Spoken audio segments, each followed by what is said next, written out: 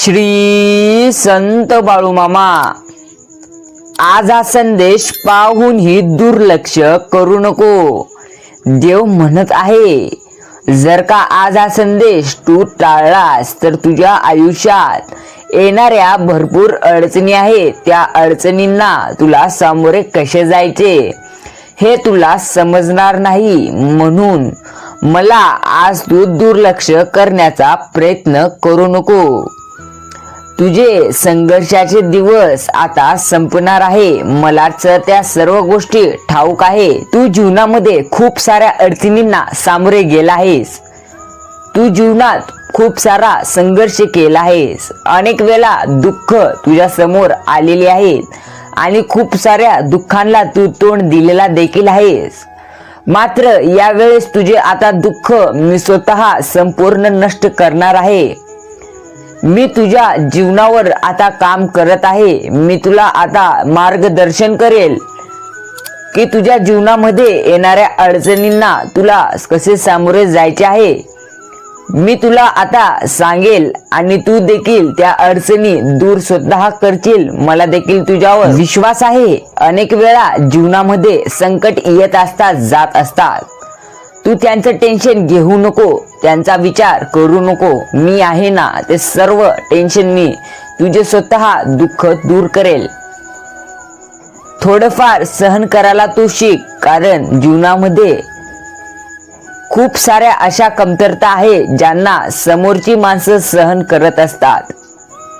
म्हणून तू देखील आता सहन करायला सुरुवात कर. त्या गोष्टी नाहीत ज्या तुला यशस्वी होऊ देत नाहीत.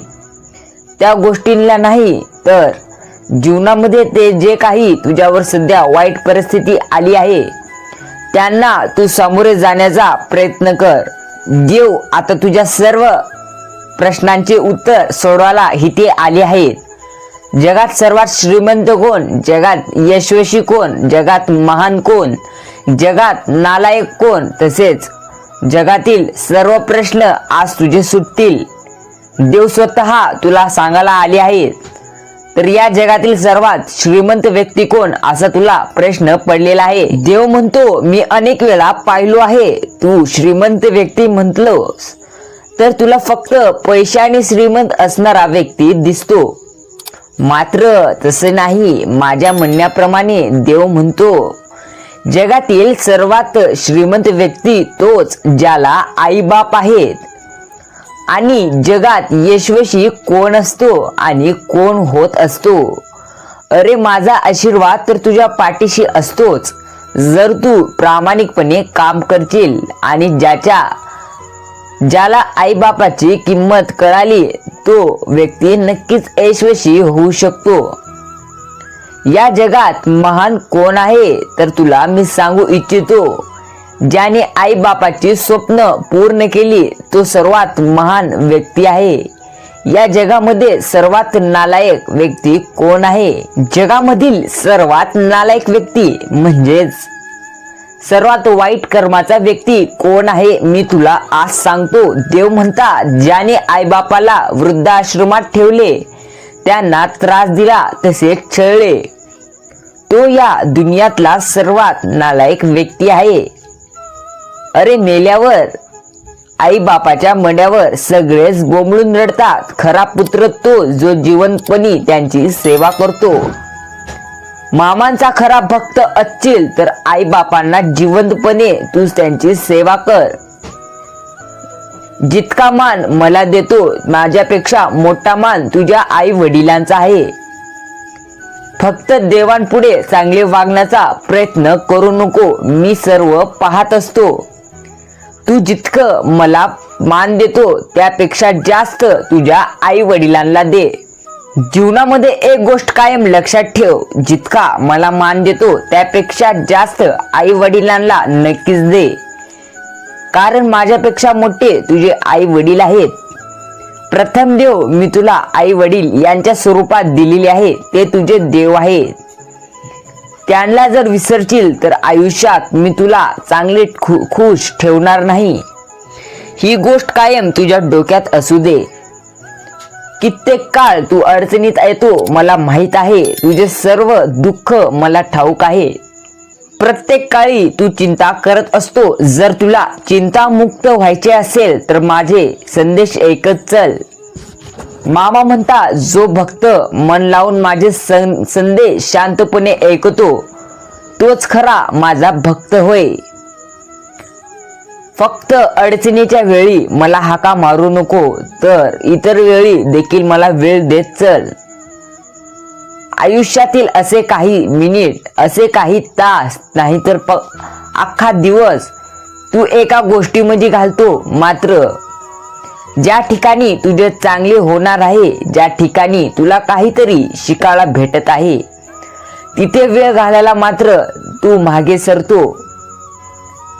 म्हणून शांत मनाने एकदा माझे हे संदेश ऐकून तर बघ. जीवनातील सर्व दुःख, संकट तुझे दूर होतील. जीवनामध्ये कायम एक गोष्ट लक्षात ठेव, महाग आणि स्वस्त एक दोनच गोष्टी आहेत आणि मी ती सर्वांना दिलेली आहे. देव म्हणतो, महाग गोष्ट आहे राग आणि स्वस्त गोष्ट आहे तो म्हणजे आनंद. तू स्वतःचा राग इतका महाग कर की तो कोणालाही परवडणार नाही आणि स्वतःचा आनंद इतका स्वस्त कर की सगळ्यांना तो फुकट लुटता येईल. या दोन गोष्टी जर तुला नीट विकता आल्या तर नक्की आयुष्यात तुला कसलेही दुःख येणार नाहीत. श्री संत सद्गुरू बाळूमामा मामा म्हणतात, नदी, विहीर, तलाव यामध्ये बुडून कोणाचाही मृत्यू होत नसतो. म्हणजे याचा अर्थ असा झाला, देव म्हणतात, नदी, तलाव, विहीर यामध्ये मृत्यू होणे शक्य नाही. तर मृत्यू तेव्हाच होतो जेव्हा तुला पोहता येत नसते, तेव्हाच मृत्यू तुझा होत असतो. त्याचप्रमाणे कोणतीही परिस्थिती, अडचण कधीही तुझ्यावर येत नसते, तर ती अडचण, परिस्थिती, वाईट, दुःख, संकट जेव्हा येतात तेव्हा तुला त्या अडचणीतून, परिस्थितीतून, संकटातून बाहेर कसे पडायचे हे जेव्हा तुला माहित नसते, तेव्हाच तू त्या अडचणीच्या जाळ्यात जामपणे अडकतो. म्हणून देव म्हणतात, किमान तुला अडचणीतून बाहेर कसे निघावे हे माहित नसले तरी तू त्या अडचणींना सामोरे हसून खेळत चल. अडचण देखील आपोआप गुडूप होईल. म्हणून प्रत्येक वेळी त्या अडचणींचा विचार डोक्यात धरून ते अडचण जास्त वाढवू नको. तुला पोहता येत नाही तरीही खोल विहिरीत, खोल नदीत हुडी टाकू नको. त्याचप्रमाणे परिस्थितीला तोंड कसे द्यायचे तुला माहित नाही, दुःखांना तोंड कसे द्यायचे तुला माहित नाही, मग विचार करून त्यामध्ये हुडी मारायचा प्रयत्न अजिबात करू नको. दुःख, संकट दूर करण्याचा उपाय असतो आनंदी राहणे. कोणत्याही परिस्थितीत कितीही मोठे संकट आले तरी आता तुझे सर्व संकट साफ होणार आहेत, पुसून जाणार आहेत.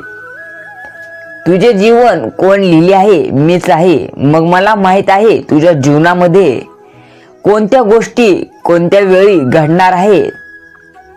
मी तुला आज सांगू इच्छितो, तुझ्या जीवनात बऱ्याच चांगल्या गोष्टी मी लिहून ठेवल्या आहेत. बऱ्याच मोठ्या योजना मी राखून ठेवल्या आहेत. त्या योजना, त्या मोठ्या गोष्टी तुला आता कळणारच आहेत. तू व्हिडिओ शेवटपर्यंत ऐक. बाळा, तुझे जीवन प्रत्यक्ष मी बदलणार आहे. प्रत्यक्ष तुझ्या जीवनात बऱ्याच चांगल्या गोष्टी मी आणून राखून ठेवल्या आहेत. मात्र तुला त्या मिळवायच्या असेल तर मी तुला जी परिस्थिती, जी परीक्षा, जी प्रश्न तुझ्या समोर आणले आहेत त्यांचं आधी तू उत्तर शोध, मगच तुला प्राप्त होतील. आणि तुला ती उत्तर आता शोधण्यासाठी मी स्वतः तुझ्या सोबत आहे. कारण तू माझे संदेश पूर्णपणे मन लावून ऐकतो. देव म्हणतात, मी एका डोळ्याने सर्व पाहतो. कोण जगाच्या कोपऱ्यात, कोण काय, कोठे आणि काय करत आहे ते मला सर्व ठाऊक आहे. एका डोळ्याने मी सर्व जग पाहू शकतो, हे लक्षात ठेव. तुला दुःख आले आणि सुख आले याचा तू बाजार मांडण्याचा प्रयत्न अजिबात करू नको. बाजार मांडण्याचा प्रयत्न करायचाच असेल तर तुला तुझ्या कलेचा करावा लागेल.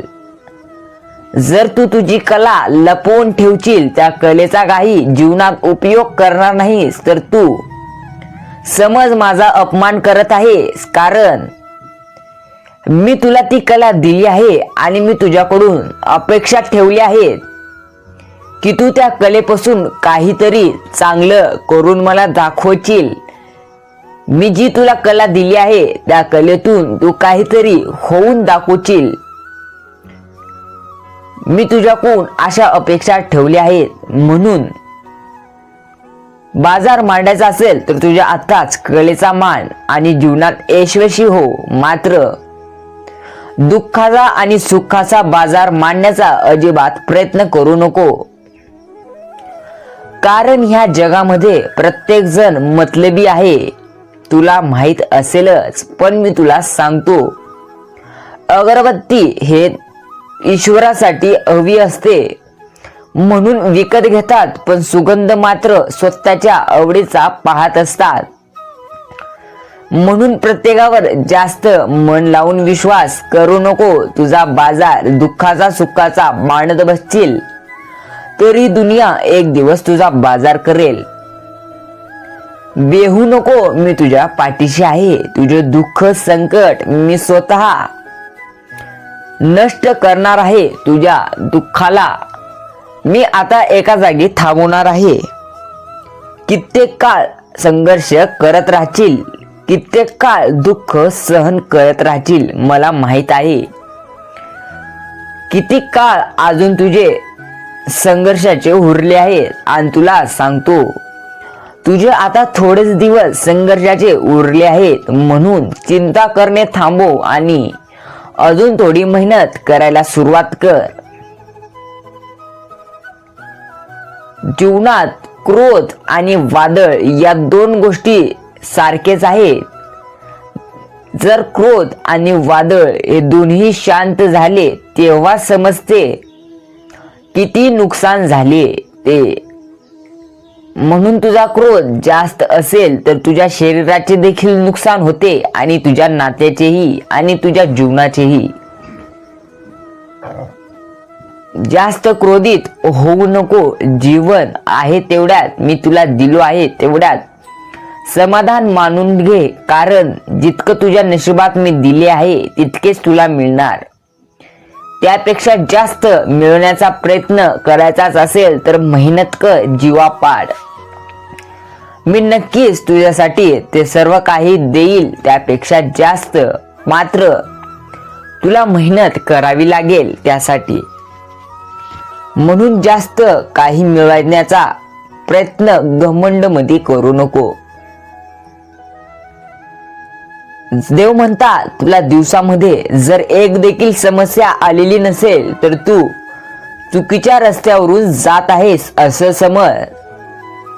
ज्या क्षेत्रात, ज्या व्यवसायात, ज्या कामात तू काम करत आहेस त्या क्षेत्रामध्ये, व्यवसायात, व्यवहारात तुला जर एक देखील अडथळा आला नसेल, एकही खड्डा लागला नसेल तर तू समज तू रस्ता चुकीचा निवडला आहेस.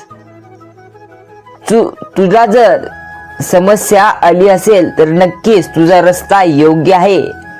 त्या समस्यांना पार करत चल. पुढे यश तुझी वाट पाहत आहे. मात्र समस्या येत नसतील तर रस्ता बदल. कारण रस्ता बदलशील तर तुझे जीवन बदलेल. ह्या गोष्टी नेहमी लक्षात ठेव. दिवस ना रात चिंता करणं तुला तुझ्या स्वतःच्या शरीराला घातक ठरत आहे. मला ते सर्व माहित आहे. दिवसेंदिवस तुझी शरीर गलाटीला लागत आहे. मला सर्व ठाऊक आहे. चिंता, टेन्शन जास्त घेऊ नको. कारण मी तुझ्यासाठी खूप मोठ्या योजना राखून ठेवल्या आहेत. थोडे दिवस फक्त सहन कर. सहन कर म्हणतोय, टेन्शन नाही घेऊ नको. मी तुझ्यासाठी तुझे जीवन प्रत्यक्ष चांगले बनवलेले आहे. आता तुझे जीवन नक्कीच चांगले होणार आहे. जास्त चिंता करत बसणे सोड आणि मामांच्या चरणी येऊन तुझे जे काही दुःख आहे ते सांग. मामा म्हणतात, जो माझ्या दरबारात येतो मी त्याला खाली हात केव्हाही पाठवत नाही. माझ्या भक्तांचा प्रत्येक शब्द, प्रत्येक प्रार्थना मी ऐकत असतो आणि ती पूर्ण मी स्वतः करत असतो. ज्या गोष्टी अशक्य आहेत त्या गोष्टी देखील मी शक्य करत असतो. फक्त तुझं मस्तक माझ्यापाशी येऊन टेकव आणि तुझे दुःख मला एकदा सांग. मी प्रत्यक्ष तुझे दुःख दूर करेल. जीवनात जपायचंच असेल तर तुला कोणत्याही व्यक्तीला अडचणीच्या वेळी जप. जर तू त्याला जपशील तर तो तुला आयुष्यभर जपेल. मान्य आहे, गेलेले दिवस परत येत नाहीत आणि येणारे दिवस कसे येणार हे सांगता येत नाहीत. किती अडथळे आहेत पुढे तुझ्या येणाऱ्या वाटेवर हे सांगता येत नाही. म्हणून तू आयुष्य हसत जग. तुला कोणतेही अडथळे अडचण आल्यानंतर देखील तू त्या अडचणींना सहज पार पाडू शकतो जेव्हा तू आनंदी जीवन जगतो. जीवनामध्ये लोकांचं जास्त डोसक्यावर घेत बसू नको. कित्येक काळ लोकांचा विचार करशील. अरे देव म्हणतो, जीवनात तू अपयश झालास तर लोक तुझ्यावर हसतील आणि यशस्वी झाला तर तुझ्यावर जळतील. मग अशा लोकांचा काय विचार करत आहेस? तू स्वतःच्या मनासारखं कर आणि आनंदी तुझं आयुष्य घालव. प्रत्येक व्यक्तीचं मन धरून, मन समजून जीवन जगत बसू नको. तुला जे वाटते ते कर. जीवनात तुला सर्व गोष्टी मिळणार आहेत, मात्र त्यासाठी तुला पुरेशी मेहनत अजून घ्यावी लागेल. एक गोष्ट कायम लक्षात ठेव, संघर्ष करत असताना कधी घाबरू नको. कारण माणूस त्या काळात एकटाच असतो. यशस्वी झाल्यावर तर सर्व दुनिया तुझ्या बरोबर येईल. मात्र जेव्हा तू संकटात असतो, दुःखांना सामोरे जातो, तेव्हा तू एकटाच असतो. तेव्हा कोणीही तुझ्या सोबत येणार नाही. मात्र जेव्हा तू यशस्वी होशील, एक दोन व्यक्ती नव्हे तर संपूर्ण दुनिया तुझ्या सोबत असेल, तुझ्या सोबत तुझ्या बरोबर येईल. म्हणून संघर्ष करत असताना एकटा आहेस म्हणून घाबरू नको. मी तुझा परमेश्वर कायम, तुझे मामा कायम तुझ्या पाठीशी आहेत हे विसरू नको. मामांचा आशीर्वाद कायम तुझ्या पाठीशी असतो. तो आशीर्वाद प्राप्त करून घेण्यासाठी तुला संदेश किंवा मामांसाठी देखील वेळ द्यावा लागतो. जीवनात प्रामाणिकपणे वागावे लागते. सहज मामांचे मन जिंकू शकणार नाहीस, मात्र चांगले मन, चांगले काम, निस्वार्थ मामांची भक्ती, निस्वार्थ मनाने काम करत असशील तर मामाचे मन तू नक्कीच जिंकशील. ही गोष्ट कायम लक्षात ठेव. एक गोष्ट कायम लक्षात ठेव, आयुष्य खूप सुंदर आहे. तू एकमेकांना समजून घे, जीव लाव. कारण कोणीतरी एका बर्फाला विचारले, तू एवढे थंड कसे आहे? तर त्या बर्फाने अतिशय छान उत्तर दिले, माझा भूतकाळ पण पाणी आणि माझं भविष्यकाळ पण पाणीच. मग मी गरम कोणत्या गोष्टीवर होऊ? त्या बर्फाचं उत्तर जर तुला समजलं असेल तर कमेंट मध्ये म्हण, होय मामा, मी सहमत आहे तुमच्या गोष्टीबद्दल. असे एकदा कमेंट जरूर कर. देव म्हणतो, ज्याचे कर्म चांगले आहे तो कधी संपत नसतो. सत्कर्मी माणसाला जीवनात अडचणी येतात पण त्या सुटणाऱ्या असतात. अडचण प्रत्येकाच्या आयुष्यात असते, मात्र ती अडचण किती काळ टिकेल हे त्याच्या कर्मावर अवलंबून असते. आणि याउलट जो दुसऱ्याला अडचणीत आणतो त्याची अडचण आयुष्यभर संपत नाही. तुझ्या जीवनातील अडचणी येत असतील, मात्र ती अडचण जर लगेच संपत असतील तर तू मनामध्ये समजून घे, आयुष्यात मोठे पुण्याचे काम तू काहीतरी केलं आहेस आणि आता तुला नक्कीच यश मिळणार आहे. तुझे सुखाचे दिवस चालू होणार आहेत असं समजून घे. परमेश्वराने प्रत्येकाला संकट दिलेले आहे. संकट कोणाला नाही असे एकही व्यक्ती नाही ज्याला संकट नाही. कोणते ना कोणते संकट त्याच्यावर आहेच, मात्र ते संकट जर जास्त काळ त्याच्यापाशी टिकून राहिले तर समज एकतर त्याचे कर्म वाईट, नाहीतर त्याची मनस्थिती बदलायची आहे, म्हणून देव त्याची परिस्थिती बदलत नाही. असे काही कारण असतात ज्यामुळे देव कधीही अशा लोकांचे दुःख संपवत नसतो. देव म्हणतो, आत्मविश्वास नावाचा शब्द तुझ्या आयुष्यात आण.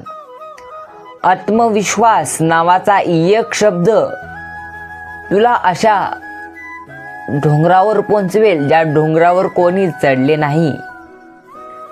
कारण छत्रीमध्ये पावसाला थांबवण्याचे सामर्थ्य नसते, पण पावसात थांबण्याचे त्याचे धाडस असते.